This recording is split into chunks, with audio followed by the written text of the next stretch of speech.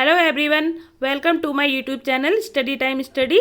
This is Deepti Yadav. Guys, मैं अभी आपको एसएससी के थ्रू कंडक्ट होने वाले एग्जाम सीएचएसएल, सीपीओ, सीजीएल के previous year English paper solve करा रही हूँ।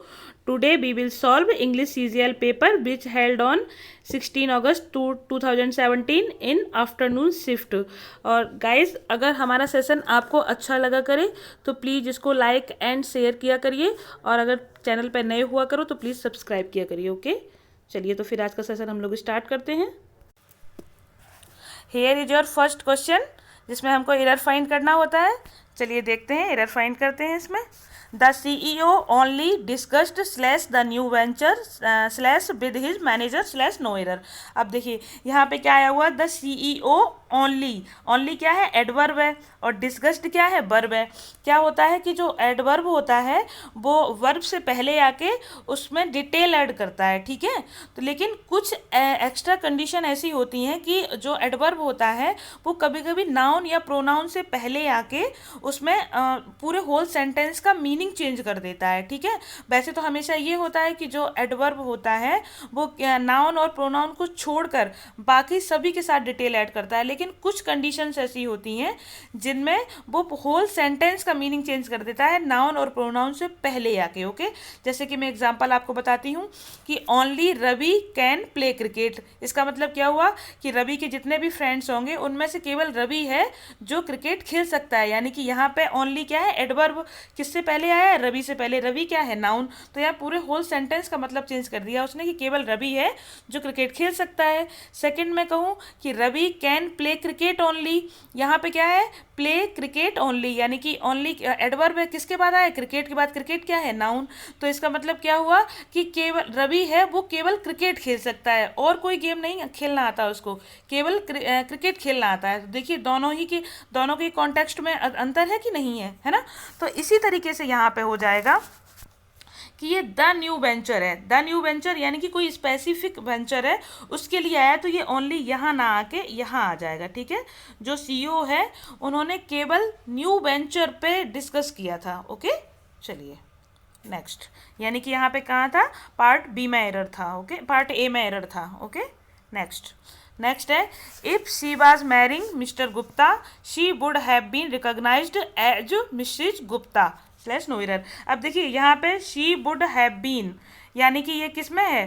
परफेक्ट कॉन्टिन्यूअस में चला गया है, लेकिन यहाँ पे क्या देख रहे हैं आप? रिकॉग्नाइज्ड है। इसका मतलब क्या है कि ये सेंटेंस एक्टिव में नहीं है, पैसिव में है। यानी कि आपको पहचाना जाता, आप थोड़ी ना उस चीज़ को पहचानती। भाई पैसिव कब होता है? जब कोई और काम करता है तभी होता है ना। तो यहाँ पे आपको पहचाना जाता, आपको दूसरे पहचानते एज मिसिज गुप्ता कह के, ठीक है। तो यहाँ पैसिव में सेंस चला गया इसका, तो इसीलिए यहाँ पे वुड हैव के बाद यहाँ पे इनको बीन लेना पड़ा, ठीक है। और उसके बाद यहाँ पे रिकॉग्नाइज्ड है यही है, ठीक है। रिकॉग्नाइज्ड थर्ड फॉर्म है। वैसे यहाँ पे वुड हैव बीन के बाद यहाँ ING फॉर्म आनी चाहिए थी, ओके, बट यहाँ पे ING फॉर्म नहीं है, तो यहाँ पे भी परफेक्ट ही आएगा। She had married, she had married, marrying नहीं आएगा, मैरिड आएगा। ओके, या उसने मिस्टर गुप्ता से शादी की होती। ओके, तो यहाँ पार्ट ए में एरर था, हेड मैरिड हो जाएगा। ओके, नेक्स्ट है फिलर्स फिल करना है। चलिए देखते हैं, फिलर्स फिल करते हैं। Ankita is disgusted dash the habit of her brother. मतलब जो अंकिता है वो नफरत करती है किससे? अपनी भाई की आदत से, ठीक है। तो यहाँ पे क्या हो जाएगा? डिस्कस्टेड एट हो जाएगा, बिकॉज डिस्कस्टेड एट का मतलब होता है कि जब हम किसी दूसरे से घृणा करते हैं, किसी दूसरी चीज़ से घृणा करते हैं, तो होता है डिस्कस्टेड एट समबडी या समथिंग। ओके, बट ऑन और ऑफ का यहाँ कोई मीन्स नहीं है। और विद, डिस्कस्टेड विद तब लगाते हैं जब हम अपने आप से घृणा करते हैं, disgusted with your self. Okay, जब हम अपने आप से घृणा करते हैं, अवर सेल्फ, सॉरी। ओके, चलिए तो यहाँ पे क्या हो जाएगा? एट। ओके, चलिए ठीक है। Due to security reasons we bar dash from entering into the cockpit of the plane. देखिए यहाँ पे क्या कह रहा है, due to security reason, security reason को देखते हुए बी वर हमने कर दिया क्या, from entering into the cockpit of the plane, plane का कॉकपिट में एंटर करने से पहले उसने क्या कर दिया वहाँ पे डिनाई, डिनाई मीन्स होता है इनकार करना, रिजेक्ट मीन्स होता है अस्वीकार करना, ठीक है, वार्नड मीन्स होता है किसी को चेतावनी देना, वार्न करना, ठीक है, चेतावनी देना, स्टॉप मीन्स होता है रोक दिया, इसने क्या कर दिया, स्टॉप्ड यानी कि रोक दिया, ठीक है। ओके तो यहाँ क्या आ जाएगा, option C is the right answer. Okay चलिए नेक्स्ट, नेक्स्ट है अब हम लोग को सिमिलर वर्ड्स बताने हैं, चलिए देखते हैं सिमिलर वर्ड्स। सबसे पहला है, हाँ सबसे पहला है एग्जॉर्बिटेंट। एग्जॉर्बिटेंट मीन्स होता है हद से ज़्यादा यानी कि अत्यधिक, किसी भी चीज़ की ज़्यादा मात्रा यानी कि हद से ज़्यादा, अनलिमिटेड। ओके तो देखते हैं इसका कौन सा होगा। क्लियर, क्लियर मीन्स होता है साफ, और डल मीन्स होता है सुस्त या मुरझाया हुआ या ढीला ढाला, ठीक है। हाई, हाई मीन्स होता है ऊंचा, और रेयर, रेयर मीन्स होता है दुर्लभ या फिर दुष्प्राप्य, जिसको हम प्राप्त ना कर सकें। ओके तो ये होता है रेयर। पर हाई क्या है, हाई है, हाई का मतलब होता है उच्च, तो इसका मतलब भी होता है हद से ज़्यादा या अत्यधिक, तो हाई इसका क्या हो जाएगा। ये यहाँ पे इसका एग्जैक्ट मीनिंग नहीं है, सिनोनिम नहीं है, बट क्या है कि हम लोग ऑप्शन एल्यूमिनेशन के अकॉर्डिंग इसको हम लगाएंगे, क्योंकि यहाँ पे क्लियर का मतलब होता है साफ, डल का मतलब होता है मुरझाया हुआ, रेयर का मतलब होता है मुश्किल से प्राप्त होने वाला, ठीक है। तो इसका मतलब ये तीनों तो बिल्कुल भी नहीं हो सकते, तो this is the right answer, option C is the right answer. Okay next, next है जियोपर्डी। जियोपर्डी मीन्स होता है खतरा, रिस्क। ओके तो देखते हैं इसका कौन सा होगा। एंग्री, एंग्री मीन्स होता है नाराज, और इंजर, इंजर मीन्स होता है घायल होना, सिरीन, सिरीन मीन्स होता है शांत या फिर निर्मल, और रिस्क, रिस्क मीन्स होता है खतरा। तो this is the right answer. Okay option C is the right answer. Next, next है ऑपोजिट मीनिंग बताना है, चलिए बताते हैं। चर्लिश, चर्लिश का मतलब होता है अक्खड़, गंवार या फिर रूड, है ना। क्या होता है, अक्खड़, गंवार या फिर रूड। अब देखते हैं इसका कौन सा होगा opposite. Be little, be little का मतलब होता है कम हो जाना या छोटा हो जाना, ठीक है, तो ये तो नहीं होगा, ठीक है। फिर है कॉर्टियस, कॉर्टियस का मतलब होता है विनम्र, सॉफ्ट, टैक्टफुल, ठीक है। तो इसका ये, इसका मतलब क्या है, अक्खड़ और गंवार और रूड, तो इसका मतलब, इसका कॉर्टियस का मीन्स क्या है, विनम्र, सॉफ्ट हार्टेड, ठीक है। तो option B is the right answer, ये इसका एंटोनिम हो जाएगा, ठीक है। बाकी का मीनिंग फर्वेंट, फर्वेंट का मतलब होता है उत्साही, एंथुसियास्टिक, और अनकोथ, अनकोथ का मतलब होता है गंवार। ओके ये इसका सिनोनिम हो जाएगा चर्लिस का। ओके चलिए नेक्स्ट, नेक्स्ट है फ्लैगमेटिक। फ्लैगमेटिक मीन्स होता है सुस्त या फिर ठंडा, स्लगिश, ठीक है, आलसी, ठीक है। तो इसका देखते हैं कौन सा हो जाएगा।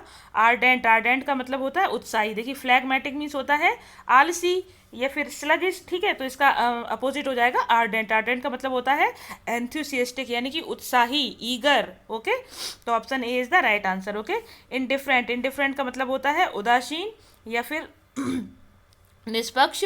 प्रोहिबिट मीन्स होता है किसी चीज़ के लिए रोकना, प्रोहिबिट निषिद्ध करना, बैन करना। मर्सीलेस मीन्स होता है जिसमें दया नहीं होती, निर्मम होता है, दयाहीन। ओके चलिए नेक्स्ट, नेक्स्ट है हमारा इडियम एंड फ्रेजेस बताना है, चलिए देखते हैं। क्वेश्चन नंबर 9, डैम्प स्क्विब। डैम्प स्क्विब का मतलब होता है ऊंची दुकान, फीके पकवान। अब देखते हैं इसका कौन सा होगा। कंप्लीट फेल्यूर यानी कि पूरी तरीके से failure, this is the right answer. Okay complete knowledge नहीं होगा, टू मोटिवेट नहीं होगा, टू स्क्वेंडर मनी नहीं होगा। ओके चलिए नेक्स्ट, नेक्स्ट है राइज लाइक अ फोइनिक्स। इसका मतलब होता है बहुत बड़ी समस्या से उबरना। ओके किसी भी बड़ी समस्या से बाहर आना, ठीक है।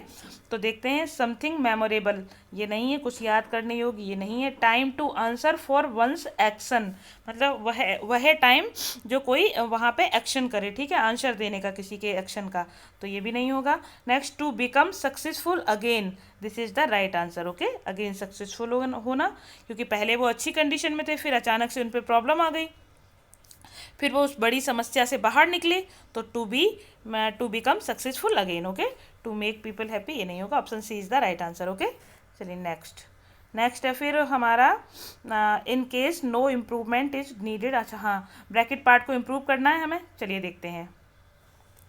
The mobile phones have made digital camera a little superfluous in today's world, जो मोबाइल फ़ोन के जो डिजिटल कैमरे हैं वो आज की दुनिया में कैसे हो गए हैं बताइए। एक्सटिंक्ट, एक्सटिंक्ट का मतलब होता है विलुप्त होना, तो विलुप्त तो हुए नहीं है, दिखते तो हैं, ठीक है। ऑब्सोलीट, ऑब्सोलीट का मतलब होता है अप्रचलित, ठीक है। रिडंडेंट, रिडंडेंट का मतलब होता है निरर्थक, तो ना ही निरर्थक हुए हैं और ना ही विलुप्त हुए हैं, क्या हो गए हैं, ऑब्सोलीट यानी कि अप्रचलित हो गए हैं, तो option B is the right answer. Okay, next. और यहाँ जो सुपरफ्लुअस है, सुपरफ्लुअस का मतलब होता है किसी चीज़ में ऑलरेडी पहले से वो चीज़ एग्जिस्ट है, फिर उसी जैसी एक और चीज़ का आ जाना, तो उसको वहाँ पे कहेंगे सुपरफ्लुअस। ओके, तो सुपरफ्लुअस का कोई मतलब नहीं है। ओके, तो यहाँ पे क्या हो जाएगा, obsolete, option B is the right answer. Okay, चलिए नेक्स्ट। नेक्स्ट है, if you will approach her sincerely she will listen to your problem definitely. अब देखिए यहाँ पे क्या है, इफ़, यानी कि ये पता चल गया ये कंडीशनल सेंटेंस है, ठीक है। और कंडीशनल सेंटेंस का जो बनाने का वो होता है कि सबसे पहले अगर इफ़ है तो इफ़ के बाद आएगा सिंपल प्रेजेंट, और सिंपल प्रेजेंट के बाद इधर आता है जो मेन क्लोज होता है, मेन क्लोज में modal verb with future meaning आती है, ठीक है। Modal verb with future meaning, modal verb का मतलब क्या होता है, देखिए मॉडल वर्ब जो होती हैं वो इंटेंशन ऑफ स्पीकर बताती हैं मॉडल वर्ब्स, और मॉडल वर्ब्स टू टाइप की होती हैं, एक तो पार्शियल मॉडल वर्ब होती हैं, एक प्योर मॉडल वर्ब होती हैं। जो प्योर मॉडल वर्ब होती हैं वो जैसे कैन, कुड, मेक, ये सब प्योर मॉडल वर्ब होती हैं। बट ये विल, वुड, शुड, शैल, ये पार्शियल मॉडल वर्ब होती हैं, ठीक है। तो यहाँ पे कौन सी मॉडल वर्ब आई है, पार्शियल मॉडल वर्ब आई है, ठीक है। तो यहाँ पे ये क्या हो जाएगा, यहाँ पे ये किस में है, मॉडल वर्ब है, और ये रिपोर्टिंग सॉरी मैन क्लॉज है हमारा, तो मैन क्लॉज हमारा modal verb with future meaning है, तो यहाँ पे क्या होना चाहिए, सिंपल प्रेजेंट होना चाहिए। तो इसमें कौन सा हो जाएगा, यू, इसमें यही हो जाएगा, यू अप्रोच। ओके, क्या हो जाएगा, यू अप्रोच हो जाएगा, option A is the right answer, क्योंकि यू है और यू के साथ अप्रोच यानी कि सिंपल प्रेजेंट हो जाएगा ये। Okay, option A is the right answer. Okay, next. Sorry guys, थोड़ी सी प्रॉब्लम हो गई थी। नेक्स्ट, नेक्स्ट है क्वेश्चन नंबर 13। इसमें हम लोग को क्या करना, best substitute of the phrase बताना है। तो that which is away from centre, वह जो सेंटर से काफ़ी दूर हो। ओके, तो यहाँ पे देखें कौन सा सही होगा, इसेंट्रिक, इसेंट्रिक का मतलब होता है जो केंद्र से दूर होता है, ठीक है। तो option A is the right answer. Okay, बाकी बता देती हूँ, एक्लेक्टिक, एक्लेक्टिक का मतलब होता है उदार या फिर ग्रेशियस, ठीक है। और एलिप्सिस, एलिप्सिस का मतलब होता है जो ओवल टाइप का होता है, अंडे के आकार का होता है, ठीक है। इक्विन, इक्विन का मतलब होता है अश्व संबंधी, ठीक है, घोड़े से संबंधित होता है ये। Okay, next. नेक्स्ट है वन हु वैल्यूज प्रैक्टिकलिटी, वह जो प्रैक्टिकलिटी की वैल्यू करता है, ठीक है, वास्तविकता की, जो हम लोग प्रैक्टिकल करते हैं, ठीक है, उसकी वैल्यू करता है, तो उसको कहते हैं हम प्रैग्मैटिस्ट यानी कि व्यवहारवादी। Okay, option C is the right answer. Apotheosis, apotheosis means होता है गुणगान या फिर आदर्शवाद। प्लायबल, प्लायबल मीन्स होता है फ्लेक्सिबल यानी कि लचीला। और रियलिस्ट मीन्स होता है यथार्थवादी। ओके, तो option C is the right answer. Okay, next. Next है select the incorrectly spelled word. इनमें देखिए हमको बताना है कौन सा इनकरेक्टली स्पेल्ड है इसमें, चलिए देखते हैं। सबसे पहला है पेडेस्ट्रेरियन, तो देखिए पेडेस्ट्रेरियन की ही स्पेलिंग गलत है, PEDESTRIAN होता है, TRIAN यानी कि पैदल यात्री, इसका मीनिंग होता है पैदल यात्री, ठीक है। तो पार्ट ए में एरर था हमारा। और फिर नेक्स्ट है प्लेंटिव, प्लेंटिव का मतलब होता है अभियोगी या फिर एक्यूज़र या फिर इसको कहते हैं प्रोसिक्यूटर। ओके, क्या कहते हैं, प्रोसिक्यूटर। पोटैटोज मीन्स तो आलू होता है, पोटेशियम एक तत्व होता है, एलिमेंट होता है, ठीक है। नेक्स्ट, नेक्स्ट है फेब्यूलस, फेब्यूलस का मतलब होता है शानदार, ठीक है। तो इसका हो गया फेब्यूलस, शानदार। फिर नेक्स्ट है, इसकी स्पेलिंग बिल्कुल सही है। नेक्स्ट है गॉर्जियस, गॉर्जियस का मतलब होता है भव्य यानी कि चौंधा देने वाला, ठीक है, चौंधाने वाला, बहुत ज़्यादा जो शानदार होता है, ठीक है, तो गॉर्जियस। हेटेरोजेनस, हेटेरोजेनस का मतलब होता है बहुजातीय, डिफरेंट, जहाँ पे डिफरेंट डिफरेंट टाइप के लोग हों उसको कहते हैं, या लोग हों या कोई ग्रुप हो जिसमें डिफरेंट डिफरेंट टाइप की चीज़ें हों, ठीक है, उसको कहते हैं हेटेरोजेनस, ठीक है। फिर है इनोकस, इनोकस का मतलब होता है नुकसान ना पहुंचाने वाला, यानी कि हार्मलेस, तो ये INN होता है, INO नहीं होता है, INNOCUOUS, ओके। तो यहाँ पे क्या था, पार्ट डी में एरर था, ओके। चलिए नेक्स्ट, नेक्स्ट है पैराजम्बल, चलिए पढ़ते हैं इसको, देखते हैं कौन सा इसमें first second third fourth statement बनती है। चलिए, a sensitive mind easily absorb the vibration emanating from the thought of the people in association with, यानी कि क्या कह रहा है कि एक संवेदनशील मन है वो आसानी से उन लोगों के थॉट्स या मतलब विचारों को एब्जॉर्ब कर लेता है जिनके साथ वो रहते हैं, एसोसिएट होते हैं, जो उनकी कॉम्पेनियनशिप होती है उनके साथ जो रहते हैं। We often say that a person is known by the company he keeps, हम लोग हमेशा कहते हैं कि एक व्यक्ति अपने किसके द्वारा पहचाना जाता है, जो जैसी उसकी संगत होती है, जिस तरीके की उसकी कॉम्पेनियनशिप होती है, उन्हीं के द्वारा वो पहचाना जाता है कि वो किस टाइप का पर्सन है, ठीक है।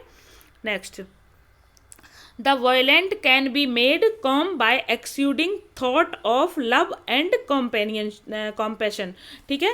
इसका मतलब है कि हिंसक को प्रेम और करुणा के विचारों से शांत किया जा सकता है। The violent can be made calm by the exuding thought of love and compassion, ठीक है। नेक्स्ट है विजिट्स टू होली प्लेस, यानी कि होली प्लेस पवित्र स्थानों पे विजिट करना, घूमने जाना, आर कंसिडर्ड गुड बिकॉज, इनको क्या कहा गया है कि ये अच्छा होता है, बिकॉज क्योंकि the good thoughts of the Holi people, जो वहाँ के पवित्र लोगों के जो अच्छे विचार हैं, gathered there and the ensuing vibration definitely affect one in the positive fashion, यानी कि क्या कह रहा है, जो पवित्र स्थानों का भ्रमण है वो इसीलिए अच्छा माना गया है क्योंकि वहाँ पर पवित्र लोगों के अच्छे विचारों और उसके परिणाम स्वरूप होने वाले वाइब्रेशन का पॉजिटिव अफेक्ट होता है, ओके। तो देखते हैं इसमें कौन सा फर्स्ट बनता है। देखिए, अब हम लोग या असेंसिटिव माइंड, यहाँ से तो स्टार्ट नहीं कर सकते हैं। असेंसिटिव माइंड इजली एब्जॉर्ब, यानी कि इससे पहले कुछ मीनिंग आया है, ठीक है, तो उससे यहाँ फिर बी ऑफन से हम हमेशा कहते हैं दैट अ पर्सन, यहाँ से भी स्टार्ट नहीं होगा क्योंकि ये नाउन है, ये प्रोनाउन है बी, ठीक है, तो प्रोनाउन से पहले इसका कोई नाउन रहा होगा। चलिए देखते हैं, आर में कह रहा है the violent can be made calm by exuding thought of love and compassion, यानी कि यहाँ से सेंटेंस की शुरुआत है कि हिंसक को प्रेम और करुणा के विचारों से शांत किया जा सकता है, ओके। तो कहाँ से स्टार्ट होगा, आर से स्टार्ट होगा। चलिए देखते हैं आर से कितने सेंटेंस स्टार्ट हैं। आर से केवल एक ही स्टार्ट है, RQSP, तो ये this is the right answer. तो कौन सा आंसर सही होगा, ऑप्शन ए, ओके। नेक्स्ट चलिए क्वेश्चन नंबर 18 देखते हैं। Epistemological idealist might insist that the only things which can be directly known for certain are ideas. Next, the approach to idealism, अब देखिए ऊपर वाले में क्या आया हुआ है कि epistemological idealist might insist that the only, यानी कि दैट थिंग्स आया हुआ है। दैट थिंग्स का मतलब है, इस दैट थिंग्स का डिफरेंस उसने पीछे किसी सेंटेंस में दिया होगा, इसीलिए पी हमारा फर्स्ट स्टेटमेंट नहीं बन सकता, ओके। नेक्स्ट देखिए, इसमें ग्रामर बहुत मैटर करती है कि मतलब अब अगर आपका ग्रामर पोर्शन अगर क्लियर नहीं होगा तो आप इतनी जल्दी इनको नहीं कर पाएंगे। क्लोज टेस्ट और पैराजम्बल में ग्रामर बहुत मैटर करती है। नेक्स्ट है the approach to idealism by western philosophers has been different to that of eastern thinkers in much of western thoughts. देखिए यहाँ से भी ये भी फर्स्ट नहीं बन सकता क्योंकि यहाँ पे क्या है, प्रीपोजिशन आया हुआ है, ठीक है, तो ये भी फर्स्ट नहीं बनेगा। और next next, it is then usually juxtaposed, यानी कि क्या कह रहा है, इट इज़ देन, ये भी क्या है, इसका मतलब इससे पहले कोई रहा होगा, ये प्रोनाउन हुआ, उसका ये प्रोनाउन है, it is then usually juxtaposed. Okay, तो इसका मतलब ऐसे भी स्टार्ट नहीं हो सकता। तो हमें केवल कौन सा स्टेटमेंट मिला जिससे स्टार्ट हो सकता है, केवल हमें स्टेटमेंट मिला है क्यू।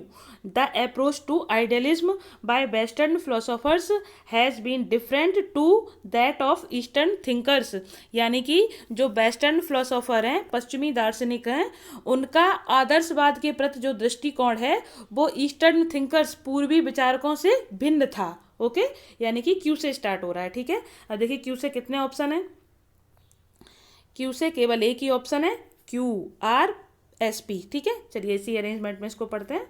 अब R, in much of western thought not in such as major western thinkers as Plato and Hegel, the ideal relates to direct knowledge of subjective mental ideas or images, यानी कि अधिकतर पश्चिमी विचारों में जो मतलब उनको नहीं, जो बड़े बड़े वेस्टर्न थिंकर्स हैं जैसे कि प्लेटो एंड हीगल, इनके विचारों में से नहीं, मतलब और दूसरे लोगों के उसमें बता रहा है कि अधिकतर पश्चिमी विचारों में जो आइडियलिज्म है, आदर्श है, वो सब्जेक्टिव मेंटल आइडियाज़ या इमेजेस के सीधे ज्ञान से संबंधित है।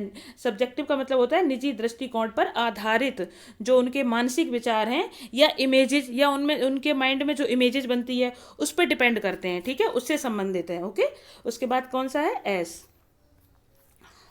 है, S, it is then usually juxtaposed with realism in which the real is said to have absolute existence prior to and independent of our knowledge, मतलब कह रहा है कि यह आमतौर पर यथार्थवाद से जुड़ा हुआ है जिसमें वास्तविकता को हमारे स्वतंत्र ज्ञान यानी कि हमारे नॉलेज से पहले माना जाता है। ठीक है, ओके, फिर उसके बाद कौन सा है, उसके बाद है P, epistemological idealist such as Kant might insist that the only things which can be directly known for certain are ideas, यानी कि जो महाकाव्य के आदर्शवादी हैं जैसे कि कांत, ये महाकाव्य के आदर्शवादी हैं। ठीक है, इस बात पर इंसिस्ट करते हैं, इंसिस्ट मीन्स होता है जोर देते हैं। ठीक है, इस बात पर इंसिस्ट करते हैं कि वो कुछ ही चीज़ें हैं जिनको डायरेक्टली जान सकते हैं अपने आदर्शवाद को सर्टेन करने के लिए, अपने आदर्शवाद को निश्चित करने के लिए वो कुछ ही चीज़ें हैं